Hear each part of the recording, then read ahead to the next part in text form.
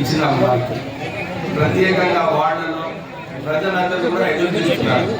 మా దగ్గర సరిగా నీళ్ళు వస్తున్నాయా లేవా, మిషన్ దగ్గర నీళ్ళది మెయిన్ ఇష్యూ వార్డులో. దాంతోపాటు నాలీలు, సీసీ రోడ్స్, చెత్త తీసేయడము, ఇవన్నీ కూడా కౌన్సిలర్స్కి చాలా ముఖ్యమైన విషయాలు.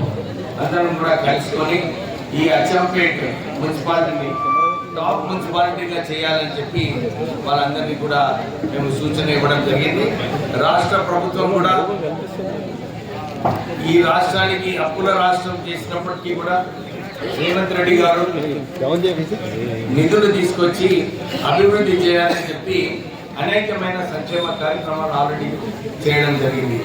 గ్యారంటీ కార్డుతో పాటు సన్న బియ్యము, కొత్త రేషన్ కార్డులు, రైతు భరోసా, ప్రత్యేకంగా ఇందిరమ్మ ఇల్లులు చాలా అన్ని కాన్స్టిట్యున్సీలో 3500 ఇందిరమ్మ ఇల్లు ఇవ్వడం జరిగింది. అందరూ కూడా నాయకులకు అందరికీ కూడా నేను ఒక రిక్వెస్ట్ చేస్తున్నాను, మీరే ఫాలో అప్ చేయండి. ఎవరైతే మనము వారికి ఇల్లు బేస్మెంట్ వరకు కట్టేది అవసరం ఉన్నది. ఎందుకంటే మా చాలా చోట్ల నేను మెదక్ ఇన్ఛార్జ్ ఉన్నాను, చాలా మటుకు ప్రజలందరూ కూడా బేస్మెంట్ వరకు కట్టుకోవడం జరిగింది. రాష్ట్ర ప్రభుత్వం ఇమ్మీడియట్లీ నిధులు వారికి అకౌంట్లలో వేయడం జరుగుతుంది.